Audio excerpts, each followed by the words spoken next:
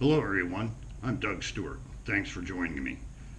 Getting ready to make a trip to the range. I've had a lot of new students join my training program lately, so I wanted to give everyone an idea just what it takes to go to the range. This is my range bag. I'm going to go through it real quickly and just give you an idea of the magnitude of what's required to shoot at this level. Uh, One of the most important things is going to be ear protection. Uh, I use this particular type of ear protection here, electronic ear protection. Highly recommend the electronic hearing protection. Uh, One main reason is you can actually turn the volume up and actually hear what your instructor is saying, range commands, and so forth. They're kind of pricey. This set here goes probably from $80 to $125. Just a real asset, an investment that will definitely improve the level of your training. Primarily, just being able to hear your instructor is a big plus. Another thing very important is, of course, eye protection. The eye protection I use here comes with a multitude of colored lenses. The reason for the multitude of colored lenses, I never know what kind of light conditions I'm going to be shooting in. I could be in a dark environment where I'd want these light enhancing type lens. I may be shooting in the total darkness where I'm going to want a clear lens. These are the mirrored lens, bright light situation. Maybe it's getting a little cloudy out there. I'm going to want to go to like a smoked colored lens. Again, this lens here, bright light conditions. Vision is very important, protecting it as well as being able to see your target area and your sights regardless of your lighting condition. Today on my range trip, I'm going to focus on reloading the Glock G17. I've got three of my Glock G17s here, along with my magazine selection. I have 10 standard 17 round magazines here, plus this 33 round magazine. What I use the 33 round magazine for is rhythm drills, getting in the rhythm of your trigger and that, as well as trigger reset drills. It's a big benefit having this 33 round Glock standard factory magazine for this purpose. That's what I use it for. I guess some people carry a 33 round magazine with them. Just really haven't figured that out yet. But I use it for trigger reset drills and rhythm drills is what the 33 round mag goes for. When I see students show up at the range, I'm going to say it's kind of one of my pet peeves, but students show up with their magazines just fully loaded to capacity. I can understand the eagerness to shoot, their enthusiasm by having their magazines fully loaded to the maximum capacity. However, this really doesn't work out well for the instructor and the other students, and this is why. Uh, a drill that I'm going to be working on today, reloading the G17, what I want to do is fire 2 rounds, have the gun go to slide lock or an emergency slide lock reload the gun, install another magazine with 2 rounds in it, and fire those shots, followed by yet another reload. So in the magazine, I only need 2 rounds. What happens with a fully loaded magazine is now, to complete the course of fire as the instructor has designed it, you've got to unload your magazines, then reload with 2 rounds.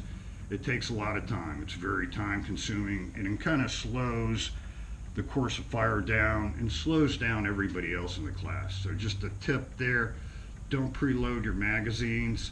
Let the instructor determine what your magazine load is going to be for his particular course of fire. That's one problem I see with that. Another problem I see with magazine and ammo loading is students, are trying to work out of, their box of ammo that they brought to the range with them. Understandably, that's a common way of doing it.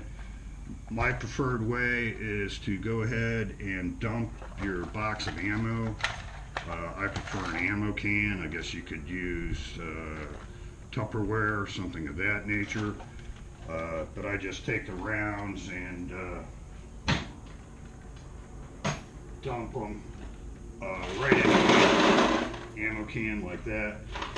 And what that does is makes reloading the magazines quite a bit quicker. You're not fumbling, with a box trying to get the ammo out of the box. Just speeds things up, and it helps out everybody on the range.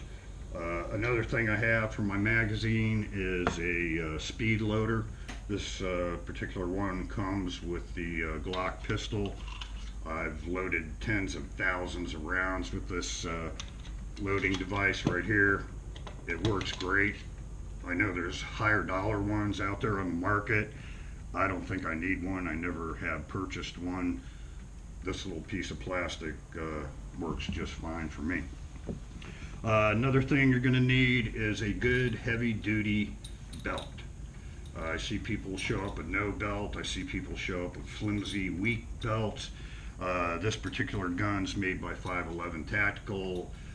It's a very heavy belt. It's designed to support the weight of a gun in a holster and a magazine carrier. Another thing, of course, you will need is a holster. This particular one here is my competition holster. I use it, goes on the outside of my belt, outside the waistband holster. Seems to work really good. This is another holster by G-Code, the G-Code Incog. It's inside the waistband holster, great holster, really works good for concealed carry. Another holster option. There, also inside my bag I carry a magazine holder. Again, this product's made by G-Code, great mag carrier. I've used it for quite a while and I can't break it yet. Also in my bag I carry masking tape. I use that for pasting targets. Maybe some scenarios you may need it to hold your target up on a target stand. Measuring tape, this one will stretch out pretty far, and I use that for getting accurate distance from where I set up my target, so I know exactly how far I am away from my target. I record all my scores and the time it takes me to shoot a particular course of fire. A very valuable training tool also is the shot timer. It measures time between shots and how long it actually takes me to shoot a particular course of fire. Again, I record all this in a logbook, and it helps me determine if I'm using a new technique, how fast am I shooting? Is this technique making me shoot faster, more accurately, or is it not? The shot timer here is definitely a very critical tool for making those kind of determinations. Essential tool for the range bag. Also I have the stapler. I use that for, of course, stapling up targets. Got to have one. Make sure that you do have spare staples. So I have ran out of staples a couple times. Also, as far as spare items, make sure you have spare batteries for your hearing protection, for your shot timer. They do go dead. You don't want to ruin valuable range time because your batteries go dead. So always have those backup items there. Very, very important to have backup everything. That's it. Of course, plenty of ammo. Be safe. Don't ever forget the 4 basic rules of firearm safety. Enjoy your range time. Make the most you can out of it, and just enjoy yourself, but be safe. Again, I'm Doug Stewart. Thanks for joining me. If you like what you see, please click like and subscribe. I appreciate it. Happy shooting. Thanks.